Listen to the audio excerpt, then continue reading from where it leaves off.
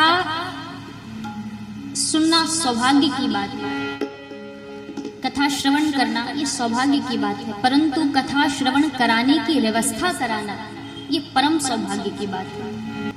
भगवान शिव की और माँ की कृपा जब जीव पर होती है तो ही जीव की रुचि ऐसे धार्मिक अनुष्ठानों में हो पाती है।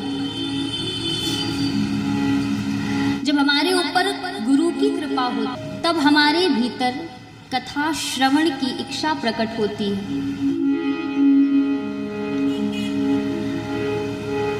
और जब हमारे ऊपर गोविंद की कृपा होती है तब हमें कथा कराने का सौभाग्य प्राप्त होता है। और निश्चित बात है जब हमारे ऊपर श्री राधा रानी की कृपा होती है तब कथा हमारे जीवन का आचरण बनकर के प्रकट होती है। कथा सुनना, सुनाने की व्यवस्था कराना और उसको अपने जीवन में धारण करना तो सबसे महत्वपूर्ण है। तो हम सबको इस कथा को श्रवण करने का अवसर प्राप्त हो रहा है, ये हमारा सौभाग्य है। जन्मों जन्मांतरों के पुण्य जब एकत्रित होते हैं तब जीव की रुचि ऐसे धार्मिक कार्यों में हो पाती है। जन्मांतरे भवेत् पुण्यम।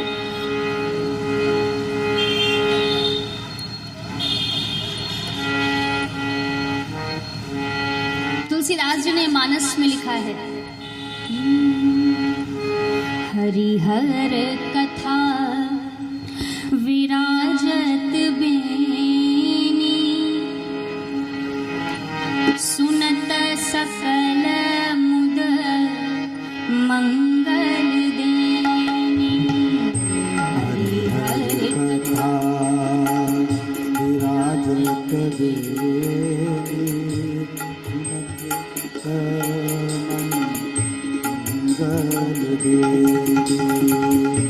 हरिहर कथा विराजत बेनी, सुनत सकल मुद मंगल देनी। हरिहर कथा विराजत बेनी, सुनत सकल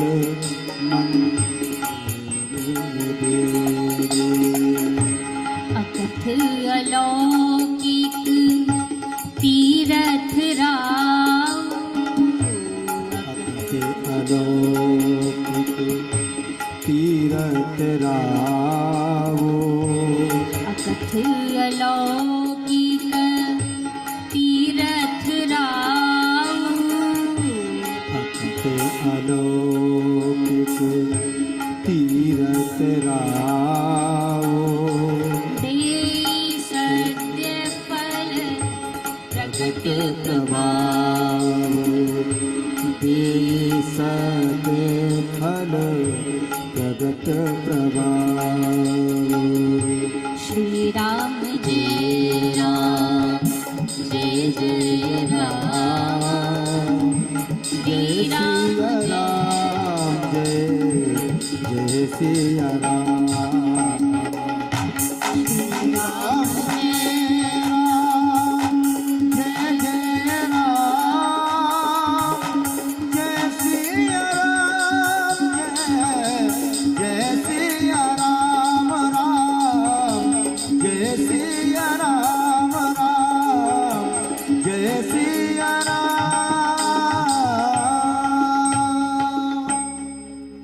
हरिहर कथा विराजत बेनी, सुनत सकल मुद मंगल देवी। तुलसीदास जी ने मानस में लिखा है कि भगवान विष्णु की कथा और भगवान शिव की कथा त्रिवेणी के समान है। ये कथा त्रिवेणी रूप से व्याप्त है। इस कथा को सुनने से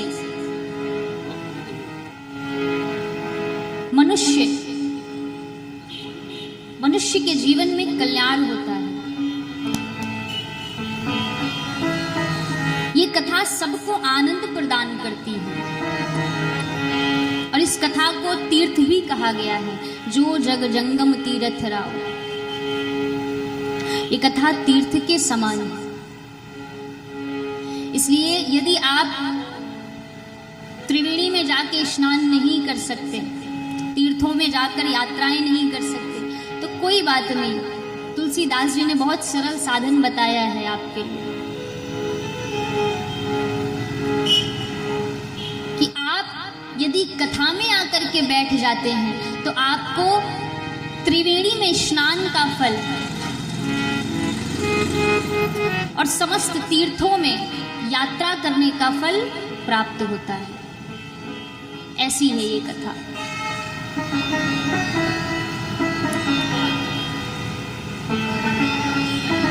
हरि की कथा होत जब जहाँ, गंगा हूँ चली आवे तहाँ, यमुना सिंधु सरस्वती आवे, गोदावरी विलंब न लावे, सर्वतीर्थन को वास तहाँ, सूर हरि कथा होवे जब जहाँ। हरि की कथा जहाँ कहीं भी होती है वहां पर समस्त नदियों का वास होता है, समस्त तीर्थों का वास होता है।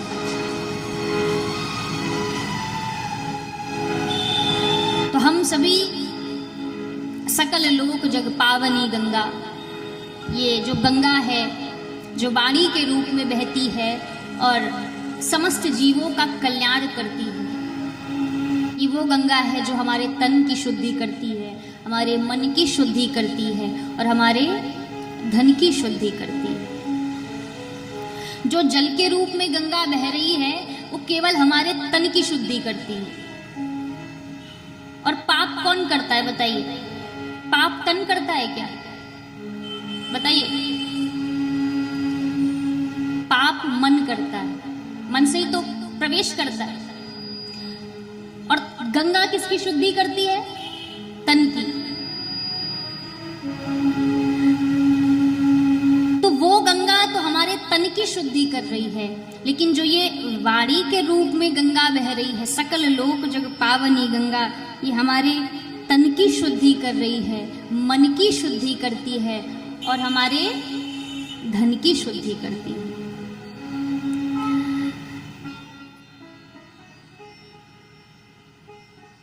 हम सभी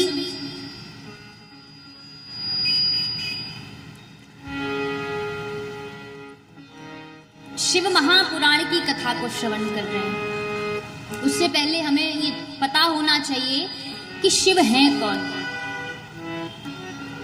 शिव कौन है।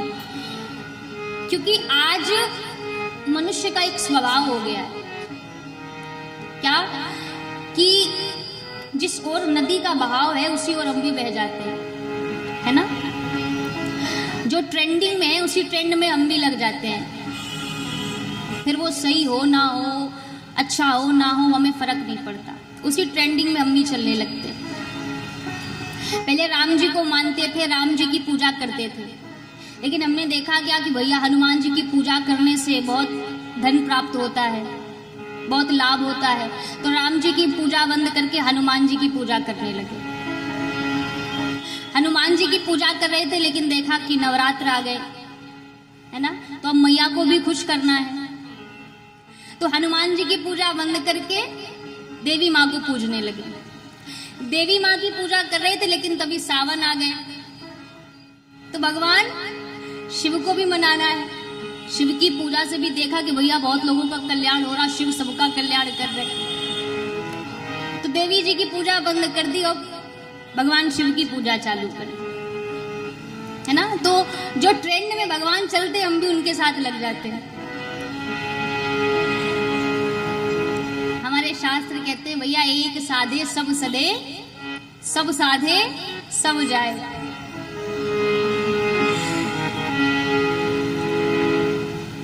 जैसे देखो एक यात्री नौका विहार कर रहा था, वो नाव पर बैठा था और बढ़िया नाव अपनी मस्ती में चल रही थी, है ना। पता नहीं अचानक क्या हुआ कि वो नाव डूबने लगी। अब जब डूबने लगी तो अच्छा, ऐसे में भी उनको भी हनुमान चालीसा याद आती, जो कभी भगवान के सामने हाथ जोड़ने नहीं गए हैं, संकट से हनुमान छुड़ावे। अब वो यात्री हाथ जोड़ करके अब कहता है कि प्रभु हमारी रक्षा करो, हे राम जी हमारी रक्षा करो। अब राम जी ने देखा कि हमारा भक्त है, हमको याद कर रहा है, इसके प्राण संकट में तो हमको जाना चाहिए।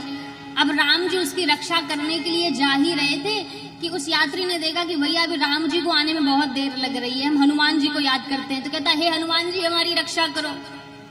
अब राम जी ने विचार किया कि हनुमान जी को बुला रहा तो फिर हनुमान जी जाएं, हम क्यों जाएं। अब हनुमान जी जाने के लिए जैसे ही तैयार हुए तो वो यात्री यहाँ कहता है, हे देवी माँ हमारी रक्षा करो। अब हनुमान जी ने विचार किया कि भैया देवी जी को याद किया जा रहा तो देवी जी जाए। अब जैसे ही देवी जाने लगी वो इतने में कहता है, हे शंकर भगवान हमारी रक्षा करो। अब देवी जी कहती है, अब जब प्रभु को याद किया गया है, भगवान शंकर को याद किया गया तो भाई शंकर जी जाए। और देखते ही देखते महाराज वो नाव डूब गई और वो यात्री भी उसी नदी में डूब के मर गया। तो 10 नाव पे पैर रखने वाला कभी पार नहीं हो सकता, ध्यान रखिएगा। एक साधे सब सदे और सब साधे सब जाए। निंदा किसी की मत करो, अपमान किसी का मत करो कि हमारे कृष्ण अच्छे हैं, हमारे राम अच्छे हैं, हमारे हनुमान जी अच्छे हैं, तुम्हारे राम बुरे हैं, तुम्हारे कृष्ण बुरे हैं। हमारे शास्त्र कहते हैं निंदा किसी की मत करो, लेकिन हाथ किसी एक का ही पकड़ो, चाहे वो राम जी हो जिनको आप अपना इष्ट मानते हो, जिनको आप अपना आराध्य मानते हो, चाहे राम जी हो, चाहे कृष्ण जी हो और चाहे देवी माँ हो, आप जिनको अपना आराध्य मानते हो उनका ही हाथ पकड़ लो। अगर आप विश्वास के साथ किसी एक का हाथ पकड़ करके रखते हो तो ये निश्चित बात है कि आपका कल्याण अवश्य होता है।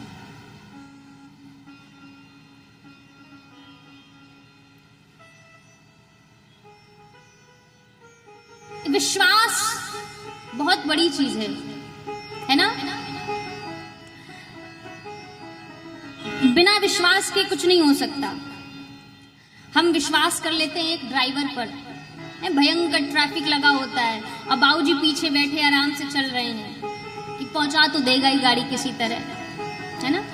विश्वास कर लेते हैं हम एक डॉक्टर पर, हमारे भीतर को पूरा खोल देता है, अंदर हाथ डाल करके लीवर के साथ खेल रहा है, किडनी के साथ खेल रहा है, विश्वास कर लेते हैं, है कि नहीं? तो बिना विश्वास के सब अधूरा है।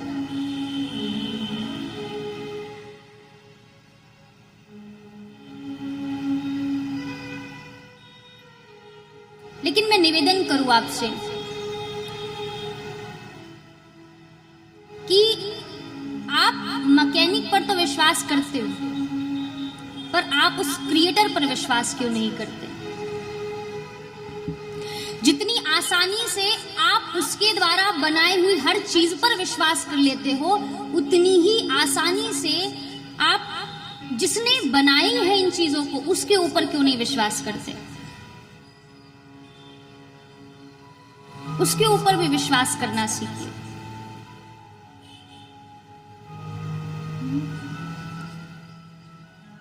तो किसी एक का हाथ थाम लो, कोई एक मंत्र ले लो और उस पर ही अपना पूरा जीवन व्यतीत कर दो।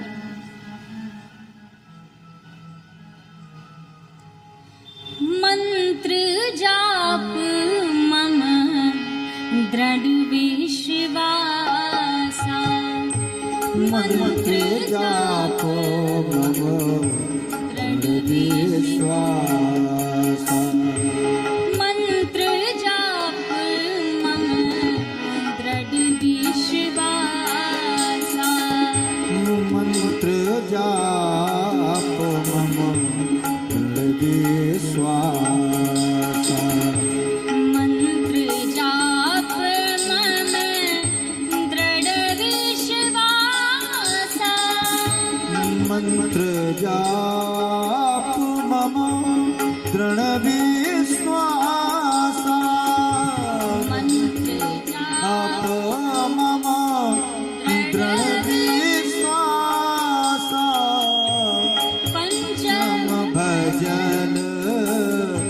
वेद प्रकाशा पंचम भजन तो वेद प्रकाशा। श्री राम जय राम जय जय राम। श्री राम जय राम जय जय राम। श्री राम जय राम जय जय राम। श्री राम जय राम जय जय राम राम जय जय राम राम जय जय राम।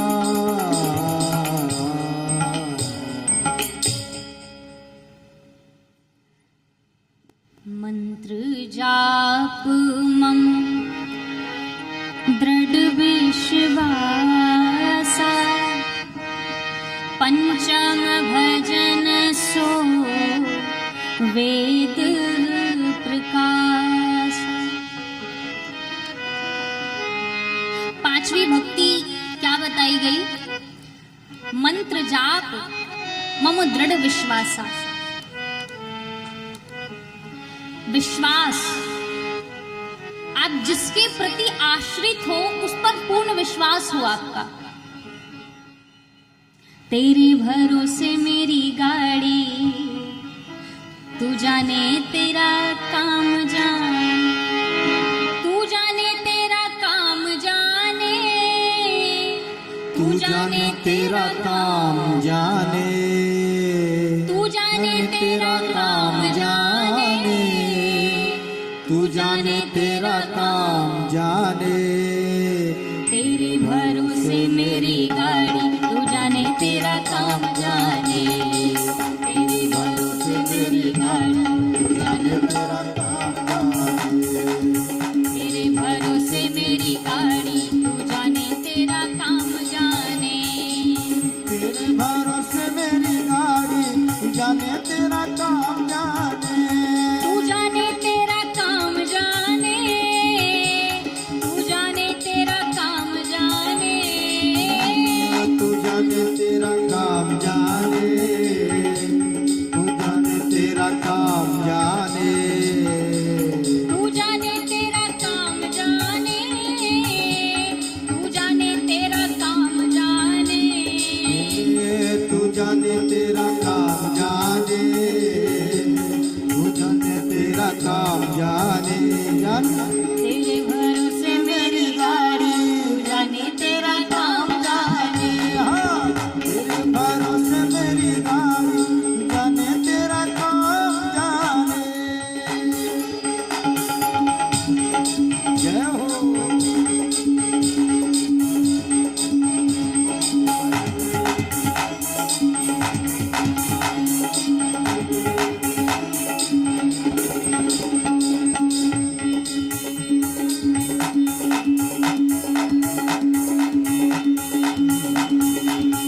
मेरी गाड़ी, तू जाने तेरा काम जाने। छोड़ दिया सब आस तुम्हीं पर, छोड़ दिया, आज तू भी पर, छोड़ दिया सब आस तुम्हीं पर। आज तू भी पर, जीत तुम्हीं पर, हार तुम्हीं पर, जीत तू भी पर, हार तू भी पर, जीत तुम्हीं पर, हार तुम्हीं पर। जीत तू भी पर, हार तू भी पर। रख लो लाज हमारी, जय हो। सभी दोनों हाथ उठाइए। रख लो लाज हमारी, तू जाने तेरा काम जाने। बाबा, रख लो लाज हमारी, तू जाने तेरा काम जाने। तू जाने तेरा काम जाने, तू जाने तेरा काम जाने। तू जाने तेरा काम जाने, तू जाने तेरा काम जाने। तू जाने तेरा काम जाने, तू जाने तेरा काम जाने। तू तेरा काम जाने, तू जाने तेरा काम जाने। तेरे भरोसे मेरी गाड़ी, तू जाने तेरा काम जाने। तेरे भरोसे मेरी गाड़ी, तू जाने तेरा काम जाने। तू जाने तेरा काम जाने। तू जाने तेरा काम जाने, तू जाने तेरा काम जाने, तू जाने तेरा काम जाने।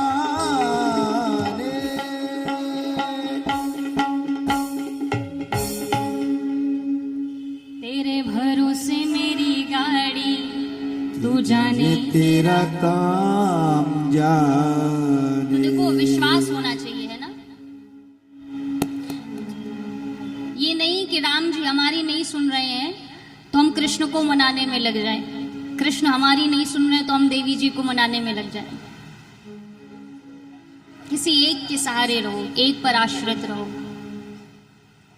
सौंप दिया सब भार तुम्ही पर, जीत तुम्ही पर, हार तुम्ही पर, रख लो लाज हमारी, तू जाने तेरा काम जाने।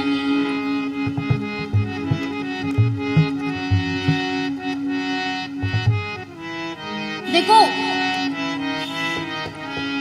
विश्वास और प्रेम में पता है क्या अंतर है? प्रेम एक क्षण में हो जाता है और विश्वास होने में कई महीनों लगते हैं, है ना। प्रेम एक क्षण में हो जाता है लेकिन विश्वास होने में कई महीनों लग जाते हैं।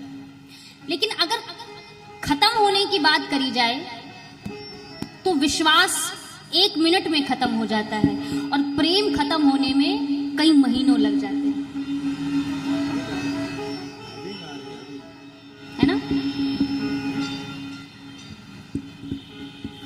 विश्वास खत्म होने में एक मिनट लगता है लेकिन प्रेम खत्म होने में कई महीनों लग जाते हैं। ऐसे तो चलते फिरते हम किसी से बात कर रहे हैं तो उसका यात्रा कर रहे हैं, यात्री बगल में बैठा उससे वार्तालाप कर ली, उसके प्रति आकर्षण हो गया, नंबर एक्सचेंज कर लिया, लेकिन इसका मतलब ये थोड़ी कि आप अपनी उसको तिजोरी की चाबी दे दोगे, है ना। तो विश्वास होने में समय लगता है। प्रेम आसानी से हो जाता है, विश्वास आसानी से नहीं होता। विश्वास होने में समय लगता है पर खत्म होने की जब बात आती है तो विश्वास एक क्षण में खत्म हो जाता है और प्रेम खत्म होने में कई महीनों लग जाते हैं और कभी कभी तो कई बरसों लग जाते हैं। ये अंतर है प्रेम और विश्वास में। तो जिन शिव की हम कथा सुन रहे हैं वो शिव हैं कौन? वो कोई व्यक्ति नहीं है हमारी और आपकी तरह जो कैलाश पे विचरण कर रहे हैं। वो कोई देव भी नहीं है इंद्रादि की तरह जो स्वर्ग में निवास कर रहे हैं, है ना।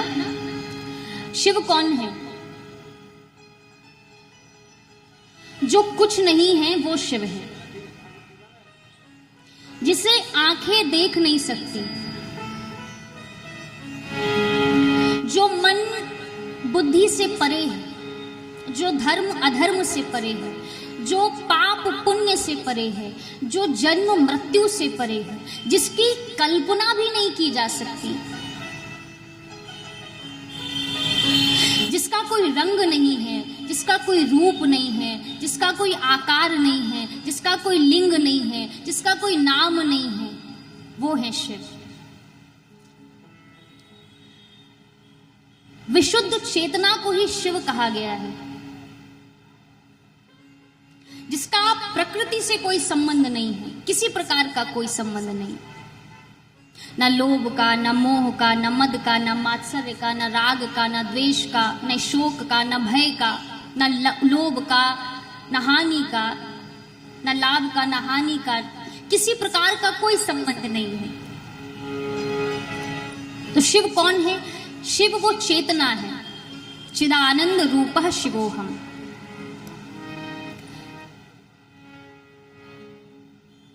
शिव वो चेतना है जो जमीन से लेके आसमान तक किसी भी वस्तु को इतना मूल्यवान नहीं समझते कि देखा और बस झट से पकड़ लिया, किसी भी वस्तु के प्रति आसक्त नहीं होते।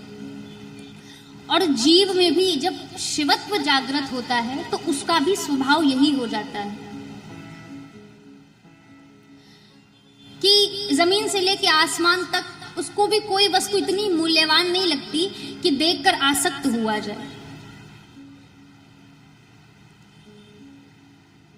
तो शिव हमारे भीतर की चेतना है, विशुद्ध चेतना को ही शिव कहा गया है। चिदानंद रूपः शिवोहम। शिव का अर्थ ही है कल्याण, शिव का अर्थ है मोक्ष, शिव का अर्थ है योग, शिव का अर्थ है मुक्ति। देखो इनको कहा गया है महादेव। क्या कहा गया है? महादेव। और जो हैं वो सब देव हैं, पर इनको महादेव कहा गया है। महादेव को ही महादेव क्यों कहा गया है पता है? जानते हैं? नहीं पता? जिस समय समुद्र मंथन हुआ, दैत्यों और देवताओं के बीच जब समुद्र मंथन हुआ, देखो समुद्र मंथन का अर्थ पता है क्या होता है? समुद्र मंथन का मतलब है हमारे मन के विचारों का मंथन, है ना? जैसे समुद्र मंथन करने पे सबसे पहले विष निकला, उसी प्रकार हमारे मन में असंख्य विचार, असंख्य भावनाएं होती हैं। तो जब हम अपने मन के विचारों का मंथन करते हैं तो सबसे पहले बुरे विचार निकलते हैं। और विष प्रतीक है बुराइयों का। जिस प्रकार समुद्र मंथन करने पर विष निकला, उसी प्रकार जब हम मन के विचारों का मंथन करते हैं तो सबसे पहले बुराइयां निकलती हैं और फिर धीरे धीरे धीरे धीरे करके अच्छे विचार प्रकट होते हैं।